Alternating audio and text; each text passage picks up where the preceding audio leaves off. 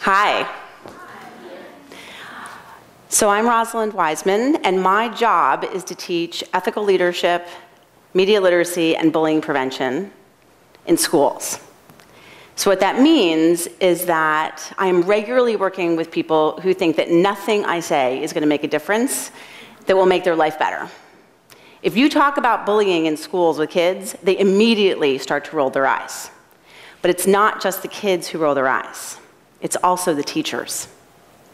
So I want to share with you a letter that I received recently from a French teacher that I think really shows what we're up against.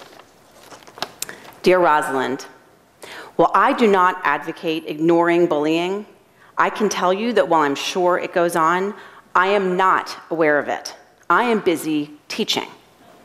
I don't mean to sound unkind, but wading into the abyss of teenage social cruelty is just not on my agenda.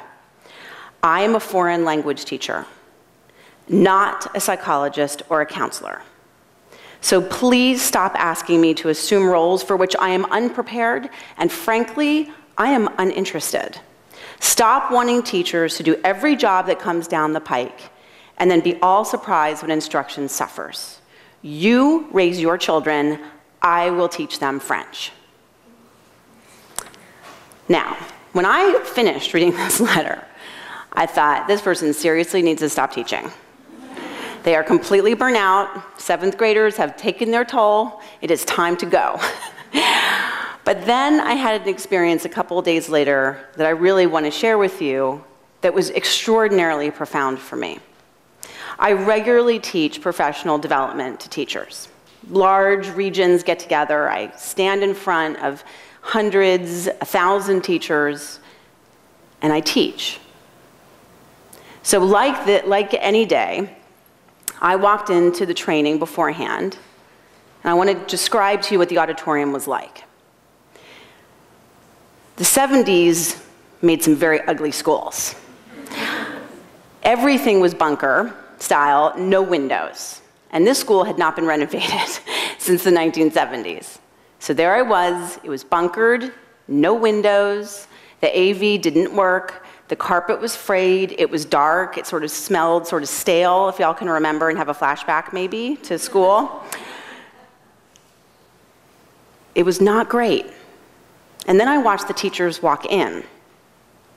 Now, some of them came and sat like in the middle, but not in the front row. No teacher, just like students, are going to sit in the front row. Some of them sat in the back, some scattered, but there was a part of the auditorium where the lights were not working. And there was a group of teachers and school resource officers that sat in the back right corner where I could not see them. Now, if you are a teacher, you know that is a problem. And I could see that they had already taken out their phones, and everybody in the room had taken out their work to do their homework during my professional development training. Now, this is a problem because they expect this to be, at best, so mediocre that it is a complete waste of their time. Well, I wanted to share with them this letter because I thought this was a great example of like, wow, isn't this person burnt out? We need to do better. Okay, so I said the letter. I was completely wrong. I have worked in education for 15 years. I was completely wrong. I read the letter. There was silence. Then there was anxious laughter. And then there was laughing and clapping from the back corner. And everybody in this room felt like this teacher was saying something that they felt but had never thought they could say out loud. Now, one of the things that I do when I teach is I talk about the definition of listening. Listening is to be prepared to be changed by what you hear.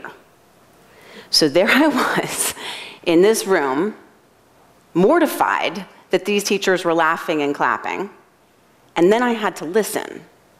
What was happening that these teachers would feel like this was speaking to them? What was happening? Because I know that those teachers did not start teaching feeling totally disconnected from kids and having this attitude of, I don't want to wade into the abyss of teenage social drama. What was happening? We have to listen to this. Because these teachers are disengaged, and they're feeling like they can't do anything. And I want to explain why, and then I want to explain how I think we can get out of it.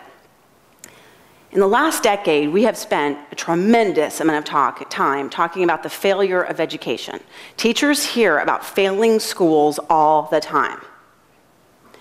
We also have talked about bullying. In the last several years, 48 states have passed bullying laws. Only one of them has connected appropriations or the funds to train teachers to implement those bullying laws. Only one. Now, I don't want to give any disrespect to the people who have put together some of these laws, but it is not hard for a politician to put a button on his suit that says no bullying when he is not the person who actually has to enforce it. It's not fair. And then not to be able to give the resources to the teachers to help them is basically like a parent who sets down the rules and then expects somebody else to do the work. It's not fair. They're receiving no training. Now, maybe this teacher, this French teacher, is not the best teacher in the world. Maybe she never was, but she still needs training. Now, let me say to you, this was hard for me because I have worked for 18 years, since I was 22, on the two concepts that are dear to me. One is about dignity, that dignity is not negotiable. That dignity means that every person is worthwhile, and that when you walk into a school, that your voice is heard and you matter, and that you are visible. The second is that conflict is inevitable, and that probably abuse of power is likely, and that children and all of us need to have social competence to deal with that, but that we must do it with dignity intact of ourselves and others. And here I am with a group of teachers who I know are so burnt out that they seem like they don't care. Let me give you a moment to realize what a typical teacher's day is like. 7 periods a day, 48 minutes each, maybe a 5-minute break between those 7 periods. In that class, there are 30 students. 80% of those at least have smartphones. 20% of the kids who don't have cell phones and smartphones are looking over the shoulder and contributing to all of the stuff that's going on. Now, if you are a parent, you know that it is very difficult to get your kid off of games and cell phones. You know it. This teacher has 30 kids. You have 1. The teacher hasn't been trained. So then she decides during her break that she wants to get a cup of coffee. She has 5 minutes. She walks down the hallway and she sees something that teachers see every single day that contributes profoundly to the climate and culture of a school.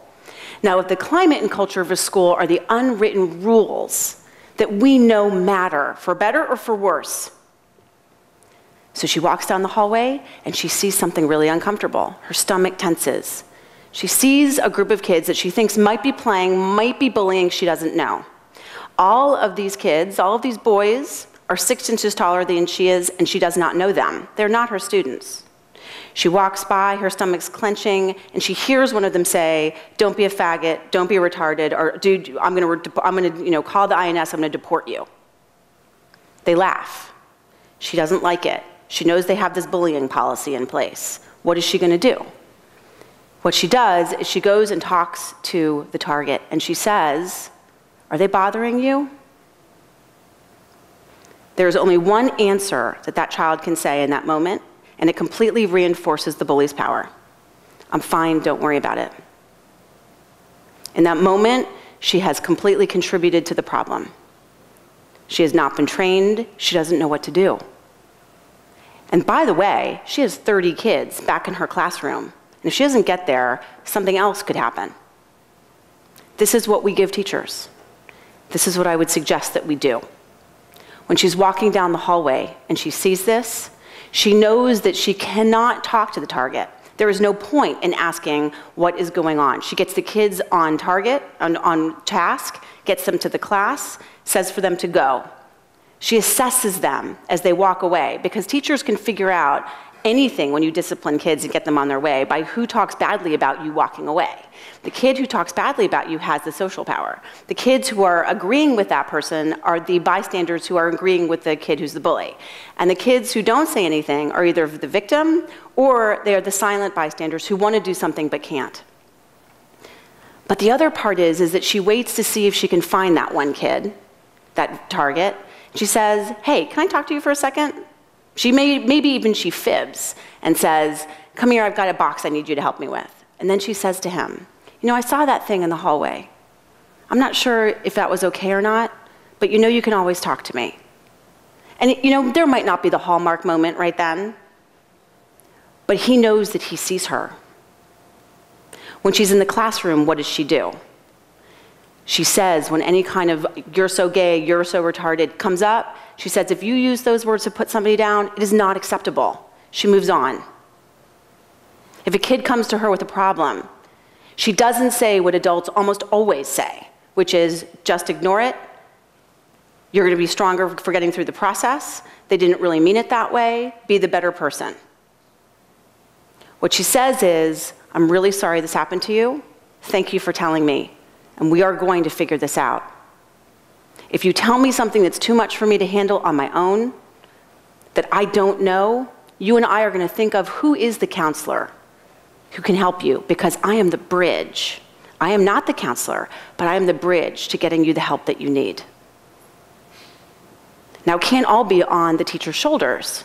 So there are two things that I want to really emphasize for people who are in positions of leadership in schools.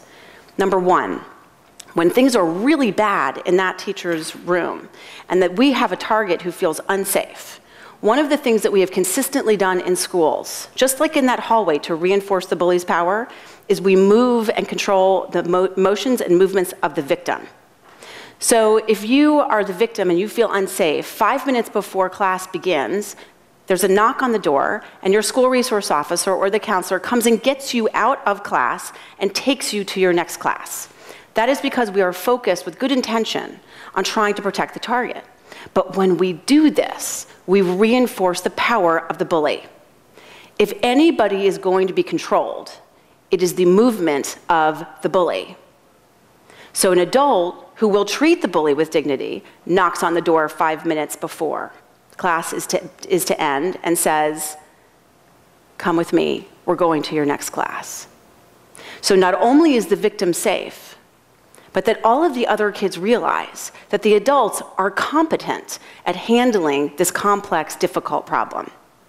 The second thing that I think administrators need to do is that when you walk into a school, and I'd ask you to do this the next time you walk into a high school, is see who is represented in the hallway. Because in most schools, what you will see are these vicious, horrible mascots, like the Panthers and the Jaguars, and they're reaching out to like destroy you, right? Okay. Also are pictures of championship sports teams. Trophies line the walls. I was just at a high school 2 days ago where this was the case. If there's anything else, there's the marching band trophies over in the corner, but that's to the helping out the athletic guys, right? Now, there's nothing wrong at all with celebrating athletic achievement, but all children need to be represented in the public space of the school. If a child walks in into the school, underneath those pictures of kids who are bullying them, the school is saying, in the unwritten rules of the school, the culture and climate, who matters? And if you are bullied by kids like this, if they go after you for who you are, your race, your ethnicity, your sexual orientation, your gender, if you go up against one of these kids, you will lose. That is what we say when we celebrate only certain children on the walls of the school. I work at a school called Potomac Falls High School in Virginia. And one of the reasons why I knew I liked this school is because when I walked in, there was a huge picture of the championship basketball team next to a huge, equally prominent place picture of the theater kids, of the debate kids, of all different kinds of kids. I knew this was a good school. And this is a school that deals with all different kinds of problems, just like every other school in the country does. So when we do this, when we educate, no matter what we're doing with 21st century learning, technology, teaching, engineering, school has always been about understanding our rights and responsibilities with the social contract of each other. It has always been about understanding how to create civil discourse and democratic principles that our children literally embody and learn, and then they can take that into the world. That is what it has always been about. So what I'm asking all of us to do is to step in. I'm asking us that there are things at stake here that are so large, from a child who feels safe walking into a school to being able to feel like there are adults in their life who care and are competent to help them and advocate for them. When children know that we are there for them, when they know that we don't just care about we don't need to know about the social abyss of teenage cruelty, but that we care enough to understand the power of those dynamics and that we will step in when it is necessary. Our children will meet us more than halfway. They will engage, they will care, they will think that we know what we're doing, they will trust us to take leaps and risks of faith, to do new things, try new things, and to reach out when they need help. So often, one of the things that we say to kids is, "You are our future." But what I want to ask all of us is to recognize that we are their here and now. And when that happens, and when we really think about that as teachers and parents and administrators and kids, people who care deeply about our communities, that our schools can be the place that for all of us, they deserve to be.